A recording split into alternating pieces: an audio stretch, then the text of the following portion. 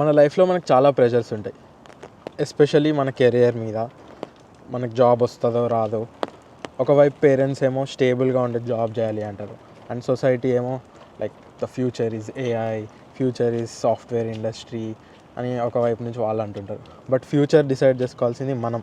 అందరికీ నమస్తే, welcome back to my channel.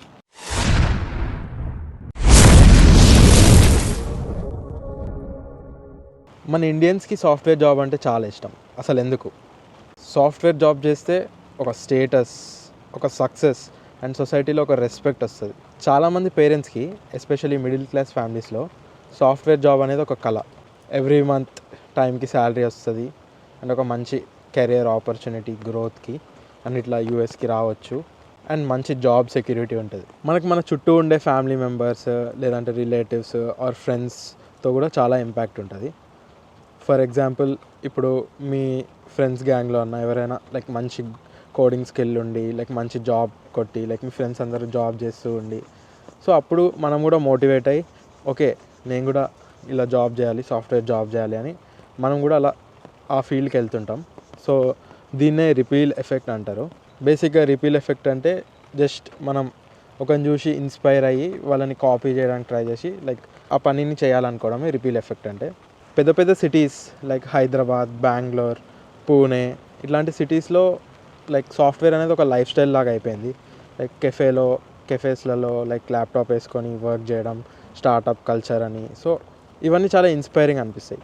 And మనలో చాలామందికి ఒక డ్రీమ్ ఉండొచ్చు, లైక్ ఒక మంచి సాఫ్ట్వేర్ కంపెనీలో జాబ్ చేయాలి, లైక్ అమెజాన్, గూగుల్, మైక్రోసాఫ్ట్ వాళ్ళు ఇచ్చే బెనిఫిట్స్ కానీ అవన్నీ చూసి చాలా ఇన్స్పైర్ అయ్యి సాఫ్ట్వేర్ ఫీల్డ్కి వస్తుంటాం.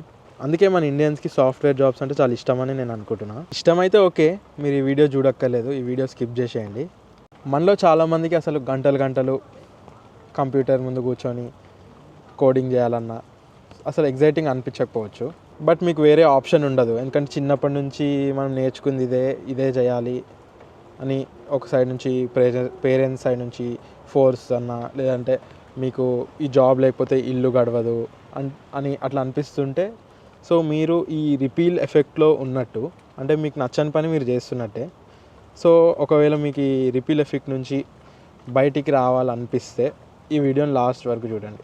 Step 1, self reflection. మీకు మీరు టైం ఇచ్చుకోండి.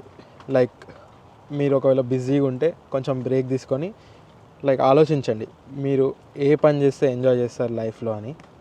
ఫర్ ఎగ్జాంపుల్, ఇది ఒక్కటే కెరియర్ కాదు, చాలా ఉంటాయి పనులు చేసేవి. ఫర్ ఎగ్జాంపుల్, ఆర్ట్ అన్నా, ఎంటర్ప్రెన్యూర్షిప్ అన్నా, ఆంటర్ప్రెన్యూర్షిప్ అన్నా, మన ఇంట్రెస్ట్ ఏంటో మనం ఐడెంటిఫై చేసుకోవాలి. ఇంట్రెస్ట్ అంటే ఇప్పుడు నాకు సినిమాలు చూడడం ఇష్టం అంటే, సో అది ఇన్కమ్ జనరేటింగ్ ఇంట్రెస్ట్ కాదు, జస్ట్ అది నీకు ఎంటర్టైన్మెంట్ అంతే. సో అట్లాంటివి కాకుండా మనకి ఇంట్రెస్టెడ్ రియల్లీ లైక్ డబ్బులు సంపాదించడానికి ఏమొచ్చు అదర్ దాన్ ఇది అని ఆలోచించండి. లైక్ బిజినెస్ అన్నా, టీచింగ్ అన్నా, మీ స్కిల్స్ బట్టి, art, writing, what ever. Step 2, explore చేయండి. అదర్ దాన్ సాఫ్ట్వేర్ ఇంకా ఏమేమి కెరియర్ పాత్స్ ఉన్నాయి, ఏ కెరియర్ పాత్ చూస్ చేసుకుంటే మీకు ఫైనాన్షియల్గా మంచి రివార్డ్ ఉంటుంది. అండ్ ఆల్రెడీ ఆ ఫీల్డ్లో ఉన్న వాళ్ళు ఉంటారు కదా, ఎవరో ఒకరు మీకు తెలిసిన వాళ్ళైనా, ఒక సక్సెస్ఫుల్ పర్సన్ ఆ ఫీల్డ్లో ఉండే వాళ్ళతో మాట్లాడండి, తెలుసుకోండి వాళ్ళ ఎక్స్పీరియన్స్, వాళ్ళ ఇన్సైట్స్ తీసుకోండి, వాళ్ళు ఏమంటారో వినండి, తర్వాత నేర్చుకోవాలి అంతే. Step 3, upskilling. ఈ స్టెప్ అనేది చాలా ట్రిక్కీ ఉంటుంది అనమాట. ఎందుకంటే మనం చిన్నప్పటి నుంచి నేర్చుకున్న ఫీల్డ్ ఒకటైతే ఇప్పుడు వెళ్ళే ఫీల్డ్ వేరేది.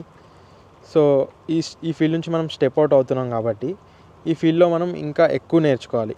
ఇట్లా అప్స్కిల్ అవ్వాలనుకుంటే లైక్ బుక్ రీడింగ్ చాలా ఇంపార్టెంట్, వర్క్షాప్ అటెండ్ అవ్వాలి, చిన్న చిన్న ప్రాజెక్ట్స్ చేయండి. ఒకవేళ మీరు బిజినెస్ రిలేటెడ్ ఫీల్డ్కి వెళ్తే ప్రాజెక్ట్స్ చేయడం.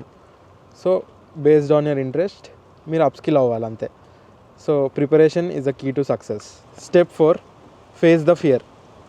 అన్నిటికంటే బిగ్గెస్ట్ ఛాలెంజ్ ఏంటి అంటే భయం. మనం ఓడిపోతామేమో, మనం ఒకవేళ ఈ కెరియర్ని వదిలేసి వేరే కెరియర్కి వెళ్తే మనం ఓడిపోతామేమో, సొసైటీ నవ్వుతుందేమో అనే భయం. దీన్నే ఫియర్ ఆఫ్ ఫెయిలియర్ అంటారు. దీని మీద చాలా బుక్స్ ఉన్నాయి సైకాలజీలో. ఫియర్ అనేది టెంపరరీ ఫీలింగ్, బట్ రిగ్రెట్ అనేది మనల్ని లైఫ్ లాంగ్ వెంటాడుతూ ఉంటుంది.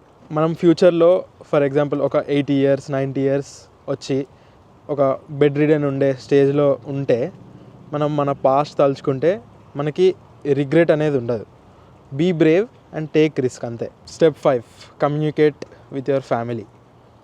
ఫైనలీ కమ్యూనికేట్ చేయండి మన ఫ్యామిలీ మెంబర్స్తో. మన సపోర్ట్ సిస్టమ్ ఎవరైతే ఉంటారో వాళ్ళకి మీ విజన్ గురించి, మీ ఐడియాస్ గురించి చెప్పండి. అది ఎందుకు మీకు ఇంపార్టెంట్ అనేది వాళ్ళకి క్లియర్గా అర్థమయ్యేలా చెప్పండి. గుర్తుపెట్టుకోండి, మన ఫ్యూచర్ మన చేతుల్లోనే ఉంది. ఒకవేళ మీకు సాఫ్ట్వేర్ కెరియర్ పాత్ ఎగ్జైటింగ్ అనిపించకపోతే, don't be afraid to step away from the crowd and follow your true passions. See you in the next video. Bye.